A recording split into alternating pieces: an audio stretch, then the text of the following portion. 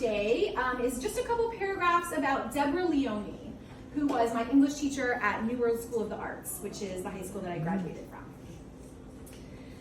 My first teacher mentor, way back before I even thought about becoming a teacher, was Miss Leone, my 11th grade English teacher and 12th grade creative writing teacher.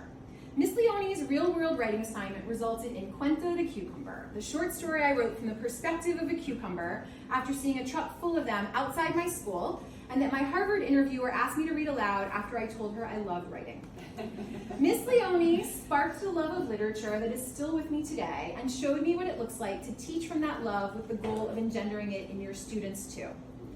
Almost 30 years later, when I read the poem Recuerdo by Edna St. Vincent Millay today, I picture Miss Leone raising her upturned fist while reading the line, "And the sun rose dripping, a bucket full of gold."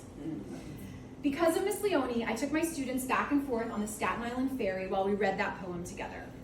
As a high school student, I didn't know that I wanted to be a teacher, but I knew I wanted to be like Miss Leone. Miss Leone treated us like young adults, not kids. It wasn't just that she sent us out into downtown Miami to find something to write about. It was also the kind of literature that she shared with us. In her class, we read Charles Bukowski and Zora Neale Hurston.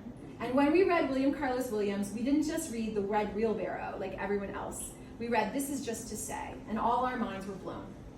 I wanted to be a teacher who blew students' minds too, who showed them new ways to think by giving them new things to read. Miss Leone's classroom enchanted me by casting a lifelong spell, and that's what I want for all the learners I work with too.